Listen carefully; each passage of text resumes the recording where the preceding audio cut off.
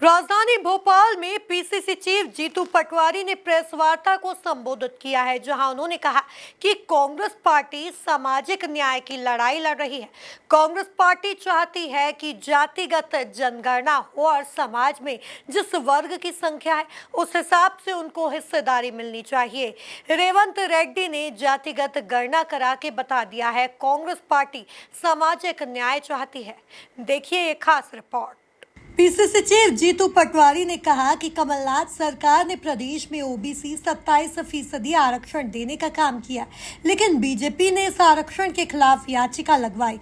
Court ने कभी आरक्षण पर रोक लगाने की बात नहीं कही, बल्कि अध्यादेश पर रोक लगाई थी, जबकि सदन में प्रस्ताव पास होने के बाद अध्यादेश स्वतः समाप्त हो गया था।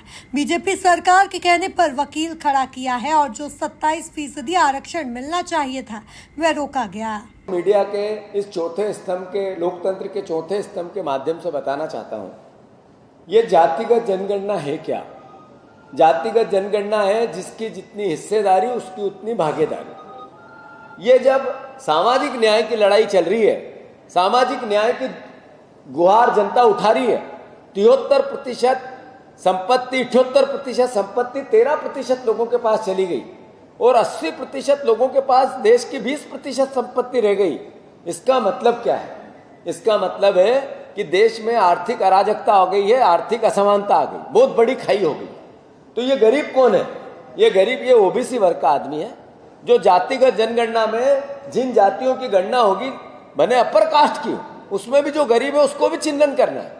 अपर कास्ट के गरीब की भी लड़ाई राहुल गांधी लड़ रहे हैं। तो अगर जातिगत जनगणना होगी तो पता चलेगा ओबीसी यहाँ 53% है और 53% के हिसाब से आप कितना 53% जनता के साथ धोखा दे रहे हैं और वोट भी ले रहे हैं। तो हम फिर से संकल्प लेते हैं कि जातिगत जनगणना मध्य प्रदेश में होनी चाहिए। ये कांग्रेस पार्टी मांग करती है, मोहन यादव से भी करती है, नरेंद्र मोदी जी से भी करती है। दूसरा आग्रह करते हैं ओबीसी का जो 27% का आरक्षण है वो हर हालत में लागू होना चाहिए और आज से होना चाहिए। जितनी देर करेंगे उतने पाप के भोगी मोहन यादव और बीजेपी बनेगी।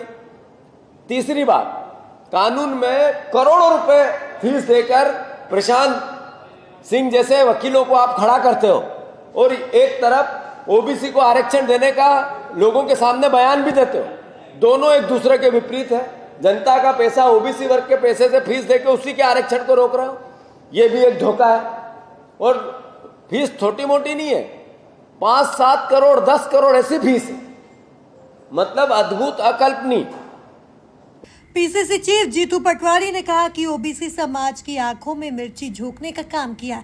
कई संगठनों ने इसके खिलाफ विरोध किया, लेकिन सरकार ने किसी की नहीं मानी, कोर्ट का हवाला देते रहे। जीतू पटवारी ने कहा, मेरा सीधा आरोप शिवराज सिंह पर है और उन्होंने प्रदेश के ओबीसी वर्ग के साथ धोखा दिया है। आरएसएस ने और बीजेपी से लगे हुए आरक्षण विरोधी लोगों ने इसको रुकवाने के लिए एक मेडिकल की छात्रा जो पीजी कर रही थी, एमबीबीएस की छात्रा, उससे पिटीशन लगवाई और जो अध्यादेश था उस पर रोक लगवा दी। फिर कांग्रेस पार्टी ने, कमलनाथ जी ने 2 महीने बाद हम कानून लेके आ गए कि 27% आरक्षण होना चाहिए। मतलब विधायिका से कानून पास हुआ कि 27% आरक्षण होना चाहिए, तो उसको कार्यपालिका ने क्रियान्वयन करना था। इस बीच में सरकार चली गई। सरकार जैसे ही गई, वो पूरे लोग जो आरक्षण 27% के आरक्षण के विरोधी थे एक्टिव हो गए।